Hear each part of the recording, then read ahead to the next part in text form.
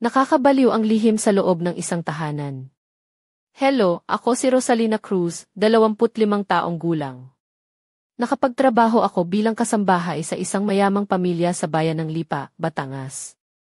Mahigit 5 taon na akong naninirahan sa malawak nilang hasyenda na pinamumunuan ni Ginang Sofia Reyes, isang biyuda na kamakailan lang ay nag-asawa muli kay Ginoong Ricardo Morales.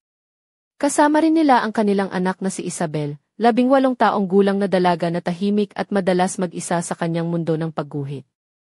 Sa simpleng silid ko sa likod ng bahay, may isang maliit na bintana na nakaharap sa kwarto ni Isabel sa ikalawang palapag. Tuwing gabi, bago ako matulog, madalas akong tumitingin sa kanyang bintana upang tiyakin na patay na ang ilaw at tulog na siya. Ngunit isang gabi, habang tila walang iniisip, may nakita akong bagay na hindi ko malilimutan kailanman. Isang malabong liwanag ang sumilip mula sa kwarto ni Isabel, at may isang matangkad na anino ang nakatayo sa tabi ng kanyang kama. Nakatalikod dito sa akin kaya hindi ko makita ang mukha, ngunit kilala ko ng mabuti ang kanyang katawan, si Ricardo iyon. Hindi ko alam kung dapat ba akong maniwala sa aking mga mata o isipin na ito ay isang panaginip lamang. Ngunit ang kaba sa dibdib ko ay hindi nawala.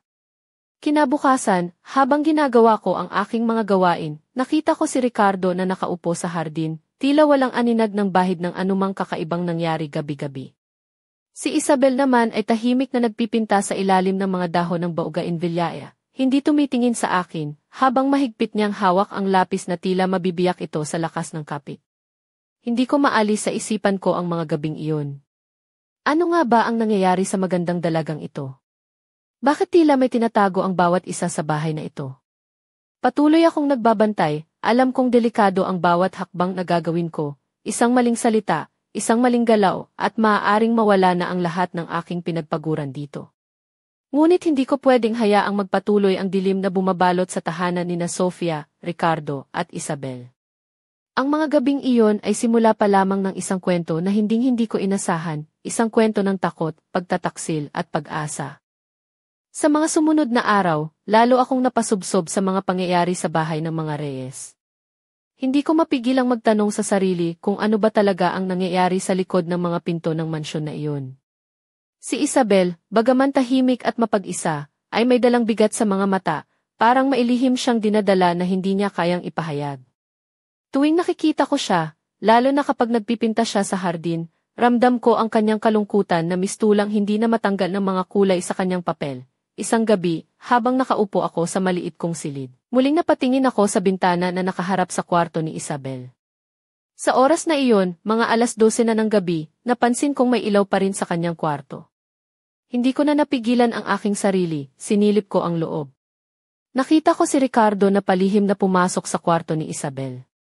Ang puso ko ay tila huminto sandali, hindi ko alam kung paano ko haharapin ang katotohanan. Nagsimula akong magduda sa mga paliwanag ni Sofia na pangalagaan lang niya ang anak. Hindi na ito simpleng pag-aalaga. May kakaibang hangin na pumapaligid sa bahay na iyon, isang hangin ng takot at lihim. Kinabukasan, nilapitan ko si Sofia nang may pag-aalinlangan, pilit na pinipilit maging kalmado ang boses ko. Ginang Sofia, may nais po sana akong sabihin tungkol sa mga nakikita ko gabi-gabi. Ngunit pinutol niya agad ako. Huwag kang mag-isip ng kung ano-ano, Rosalina. Kilala ko ang aking asawa. Mahal niya si Isabel gaya ng sariling anak. Ngunit sa mga salita niyang iyon, hindi ko maiwasang makita ang bahid ng pagtatanggol na tila nagtatago ng isang mas malalim na katotohanan. Hindi ako nakatulog ng maayos sa mga sumunod na gabi. Ang mga anino sa kwarto ni Isabel ay patuloy na bumabalik sa aking isipan, lalo na ang katahimikan niya na puno ng takot. Ang aking puso ay naglalaban-laban sa takot at pangamba, ngunit higit sa lahat, sa kagustuhang protektahan si Isabel. Alam kong may dapat akong gawin, pero paano kung ito ang magpapasira sa lahat? Paano kung mawala ako sa bahay na ito na naging aking tahanan sa loob ng maraming taon? Ang dilim ng gabi ay nagdadala ng mga lihim na hindi ko pa kayang ilahad, ngunit unti-unti, hinahati ng mga pangyayaring ito ang katahimikan ng mansyon. Ang aking tahimik na pag-iingat ay nagsimula ng magdala ng bigat na hindi ko na kayang itago. Sa bawat gabing lumilipas, ang lihim na ito ay nagiging mas mabigat, mas masakit at mas mapanganib. At sa puso ko, alam kong hindi ito matatapos ng walang paglaban. Hindi ko na matiis ang bigat ng mga gabi na nakatitig lang ako sa bintana, pinagmamasdan ang bawat kilos ni Ricardo sa kwarto ni Isabel. Isang gabi, nagpa siya akong gumawa ng isang hakbang na puno ng takot pero kailangan. Naglagay ako ng lumang cellphone sa pasilyo malapit sa pintuan ng kwarto ni Isabel. Pinalitan ko ang mga ringtone ng tahimik na tunog at pinatagal ang recording mode. Tinago ko ito sa isang artipisyal na paso ng halaman at umasa na makakakuha ako ng kahit isang piraso ng katotohanan. Kinabukasan, may kaba akong hinanap ang cellphone at pinatugtog ang naitala. Sa umpisa, puro static lang ang narinig ko. Ngunit pagkatapos ng ilang sandali, narinig ko ang mga maingat na hakbang, ang palihim na pag-ikot ng pinto, at isang bulong na halos hindi maintindihan. Ngunit isang linya ang malinaw, Isabel, hindi ito kasing sakit ng iniisip mo. Nilamon ako ng luha nang marinig ko iyon. Hindi ko na kinaya, nagdasal ako na sana ay may makinig sa tinig na iyon, ang tinig na nagdadala ng sakit sa isang batang puso. Sa lakas ng loob, nilapitan ko si Ginang Sofia. Ginang, pakinggan po ninyo ito, sabi ko, hawak-hawak ang cellphone habang ipinapakita ang recording. Ngunit sa halip na makaramdam ng pasasalamat, naramdaman ko ang matinding galit at pagtanggi. Nagwiwisik ka ng dumi sa aming pamilya, galit niyang sabi. Walang ebidensya, puro haka-haka lang ang sinasabi mo. Sinubukan kong ipaliwanag na ang lahat ng ito ay para kay Isabel, pero tila hindi siya nakikinig. Mula noon, naramdaman kong mas naging malamig ang hangin sa loob ng bahay. Si Isabel ay lalong naging mailap, tila natatakot nang makita ang aking mga mata. Isang araw, habang naglilinis ako sa hardin, nakasalubong ko si Tia Carmen, ang dati naming tagapag-alaga ng halaman. Tahimik siyang tumingin sa akin at sabi, hindi siya ngumiti mula nang dumating si Ricardo. Pero wag kang masyadong magsalita, Sofia ang puso niya. Ang sabi niya ay pumatak sa aking puso ng parang isang babala. Sa kabila ng mga pangyayari, may mga taong hindi makikinig kahit anong gawin mo. Nang gabing iyon, hindi ko mapigilang umupo sa tabi ng bintana. Hawak-hawak ang telepono na parang isang sandata laban sa kawalang malay. Alam kong ang bawat gabing lumilipas ay isang pagsubok hindi lang para kay Isabel, kundi pati na rin sa akin. Ang takot ay palapit ng palapit, ngunit ang pag-asa ay unti-unting sumisilip. Alam ko, isang araw, kailanman, ang katotohanan ay babangon mula sa mga anino ng dilim. Ngunit hanggang doon, ang aking puso ay patuloy na lalaban, kahit na ang laban ay puno ng pangamba at pagdududa. Hindi ko na mapigilan ang pag-aalala sa bawat gabi na lumilipas sa bahay ni Sofia at Ricardo. Sa bawat pagpasok ni Ricardo sa kwarto ni Isabel, ramdam ko ang unti-unting pagguho ng isang batang puso. Isang umaga, naglakad ako papunta kay Isabel na nakaupo sa tabi ng hagdanan sa hardin, nakayakap ang mga tuhod at nakatingin sa malayo na para bang wala siyang pag-asa. Dahan-dahan akong lumapit at tinanong ko siya ng mahinahon, pinapalamig ba ang gabi sa'yo, Isabel? Gusto mo ba ng sweater? Hindi siya sumagot ni hindi man lang lumingon sa akin. Umupo ako sa tabi niya, pinananatili ang distansyang may paggalang. Napapansin kong huli-huli lang ay tila malungkot ka. May bumabagabag ba sa'yo, anak? Matagal siyang tumahimik bago sumagot ng halos bulong, sino ba ang maniniwala sa akin?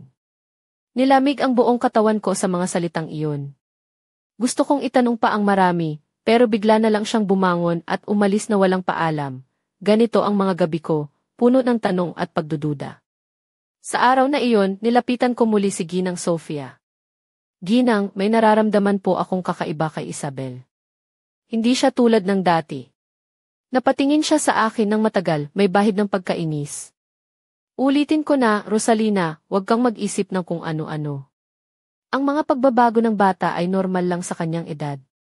Ramdam ko ang malamig na hangin sa kanyang mga salita, na tila tumataboy sa akin palayo. Pero Ginang, may mga nakita po ako sa gabi. Tama na, Rosalina.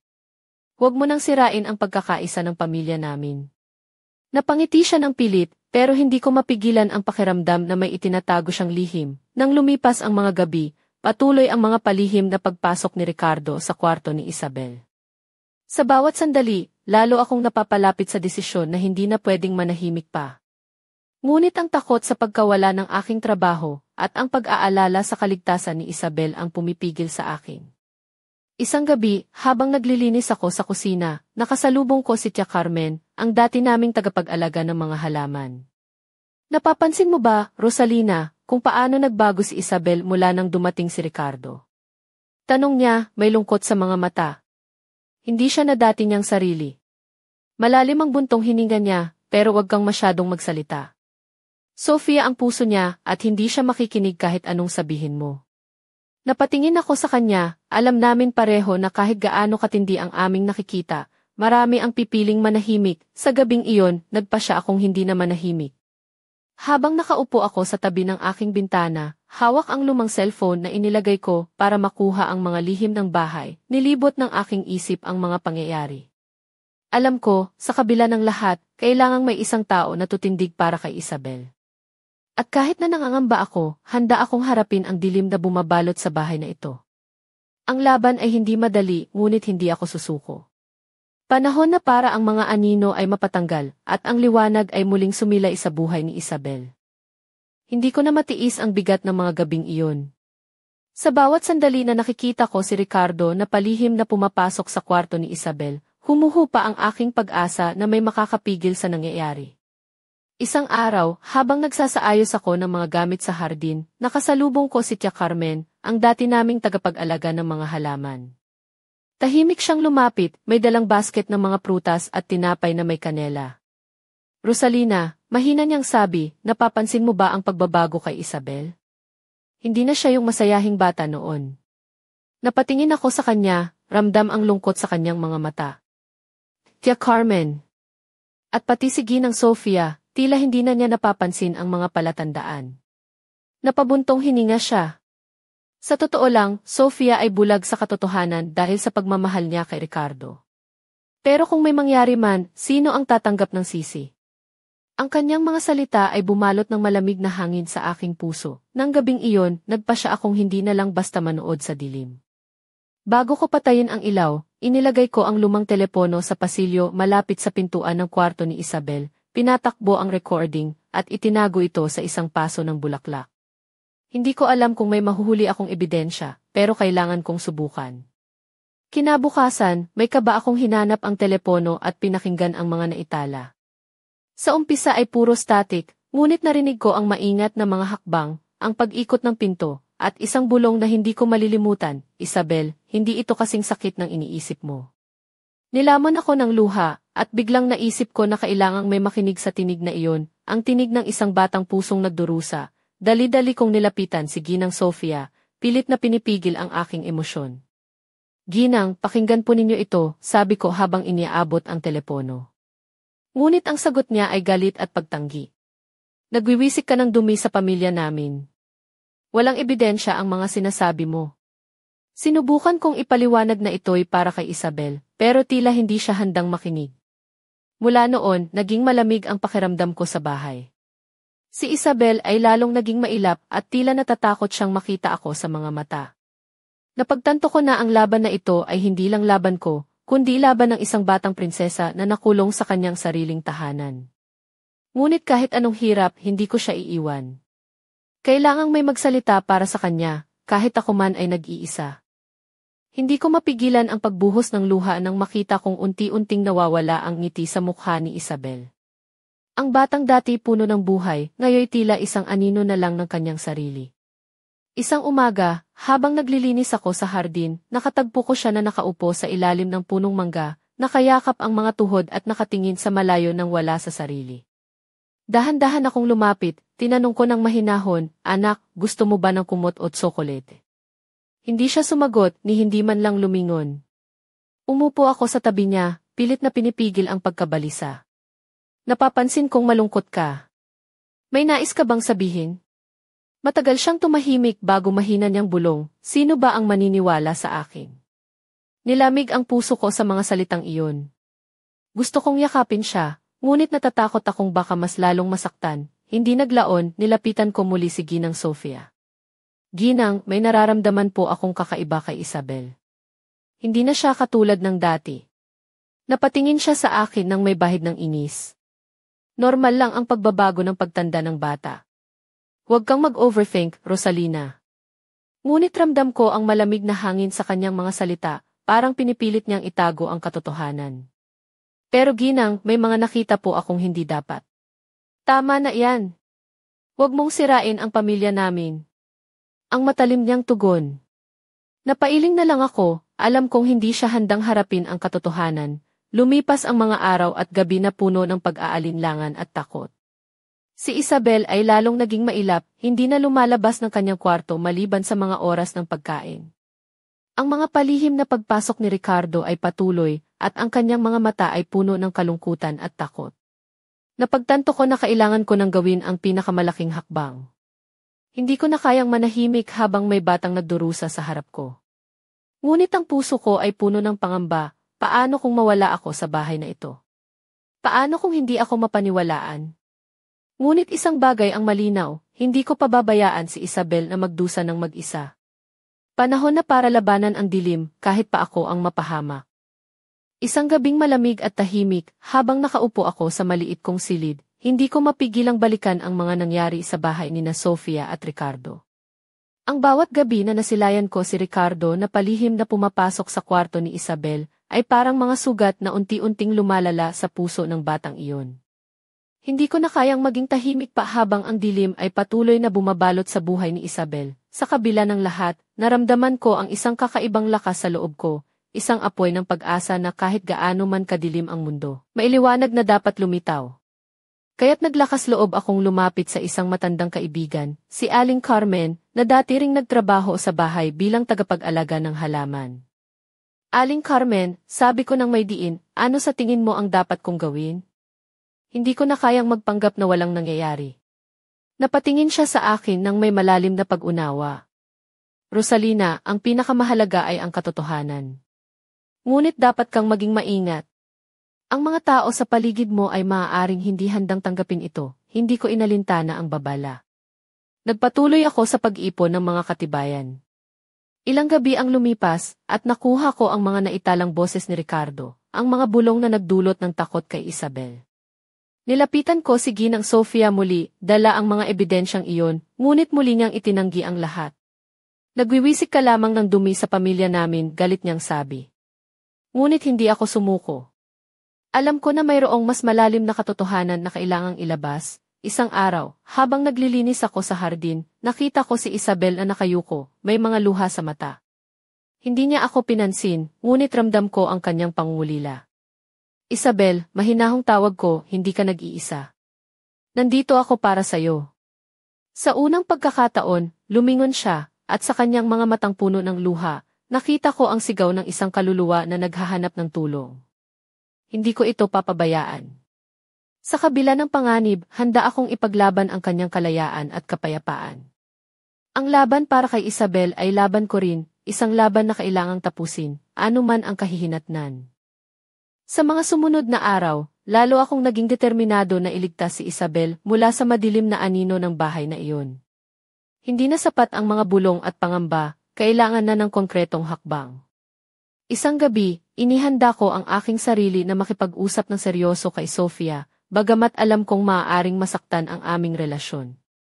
Lumapit ako sa kanya ng mahinahon at may pangunawa sa aking boses. Ginang Sofia, kailangan po nating pag-usapan ang nangyayari kay Isabel. Hindi na siya ang dati. Natatakot siya, at ako'y nag-aalala para sa kanya. Tumango siya, ngunit may malamig na tingin sa kanyang mga mata. Rosalina, mahal ko ang anak ko, ngunit hindi lahat ng nakikita mo ay totoo. Hindi ko hahayaang sirain mo ang pamilya ko dahil sa haka-haka mo. Ramdam ko ang bigat ng kanyang salita, ngunit hindi ako nagpatalo. Ginang, hindi ito haka-haka. May mga ebidensya akong naipon, mga piraso ng katotohanan na hindi natin pwedeng baliwalain. Hindi niya tinanggap ang mga iyon, at sa halip, unti-unti siyang naging malayo sa akin. Si Isabel naman, lalo pang naging mailap. Minsan ay nakita ko siyang nakaupo sa hagdanan, hawak ang kanyang mga tuhod, mga matay puno ng luha na hindi ipinalalabas. Nilapitan ko siya ng may pag-aaruga, anak, alam kong nahihirapan ka. Pero nandito ako para sa'yo, hindi kita iiwan. Siya'y tumingin sa akin ng maihalong takot at pag-asa. Sino ba ang maniniwala sa akin? Dumilim ang gabi sa aming paligid, ngunit sa puso ko, may munting liwanag na patuloy na sumisiklab. Alam kong ang laban ay hindi madali, ngunit handa akong harapin ang anumang pagsubok para sa kaligtasan ni Isabel. Hindi ko siya hahayaang magdusa ng mag-isa sa dilim ng bahay na iyon. Sa bawat hakbang, dala ko ang pag-asa na balang araw, makakamit namin ang hustisya at kapayapaan na matagal nang ninanais. Hindi ko na matiis ang bigat ng mga gabi na lumilipas na puno ng takot at pangamba. Isang gabi, habang tahimik akong nakaupo sa tabi ng bintana ng maliit kong silid, muling nasilayan ko si Ricardo na palihim na pumapasok sa kwarto ni Isabel. Ang puso ko ay kumabog ng mabilis at ramdam ko ang init ng takot na bumabalot sa aking dibdib. Hindi ko na kayang maging tahimik pa, kailangang may gumawa ng hakbang bago pa lumala ang lahat. Kinabukasan, nagpa siya akong magtapat kay Ginang Sofia. Nilapitan ko siya ng may buong tapang sa kabila ng kaba. Ginang Sofia, may mga nangyayari po sa bahay na hindi tama. Kailangan nating harapin ang katotohanan para sa kapakanan ni Isabel. Ngunit tumango siya ng malamig, Rosalina, huwag mong sirain ang aming pamilya dahil sa mga haka-haka mo. Mahal ko ang anak ko at hindi ko hahayaang masira ang aming buhay, hindi ko matanggap ang kanyang pagtanggi. Alam kong mayroong mas malalim na katotohanan na kailangang ilabas. Sa gabing iyon, naglakad ako papunta sa hardin kung saan madalas magpinta si Isabel. Nakita ko siya na nakaupo sa ilalim ng puno, nakayakap ang mga tuhod at may mga luha sa mata. Anak, nandito ako para sa'yo, malumanay kong sabi. Tumango siya ng bahagya, at sa kanyang mga mata, nakita ko ang pag-asa na matagal nang nawala, ang laban para sa kaligtasan ni Isabel ay naging laban ko na rin. Kahit gaano man kahirap, handa akong ipaglaban ang kanyang karapatan na mabuhay ng malaya at masaya. Sa kabila ng dilim na bumabalot sa aming paligid, may liwanag na unti-unting sumusulpot, isang pag-asa na balang araw, makakamit namin ang hustisya at kapayapaan na matagal na naming inaasam. Ngunit ang daan patungo doon ay puno ng panganib at pagsubok. At ako, bilang tagapag-alaga ni Isabel, ay handang harapin ito hanggang wakas. Isang umaga, habang naglilinis ako sa bakuran ng bahay nina Sofia at Ricardo, naramdaman ko ang bigat ng aking puso. Si Isabel ay tahimik na nagpipinta sa ilalim ng mga bulaklak ng bougainvillea, pero ramdam ko ang kanyang pag-iisa, parang may isang malaking pasanin na hindi niya kayang sabihin. Nilapitan ko siya ng dahan-dahan, tinanong ko ng mahinahon, "Anak, ano ang iyong iginuguhit?" Hindi siya sumagot agad. Ang kanyang mga mata ay malalim at malungkot. Sa wakas, may mahinang bulong siyang sinabi, "Mga panaginip lang po." Sa kanyang papel, nakita ko ang madilim na silid na may isang anino na nakatayo sa pintuan. Ang larawang iyon ay parang sumasalamin sa takot na matagal nang nililihim, hindi na ako makapagpigil. Alam kong hindi ito simpleng takot o panaginip, ito ay isang daing ng puso na naglalaban sa dilim.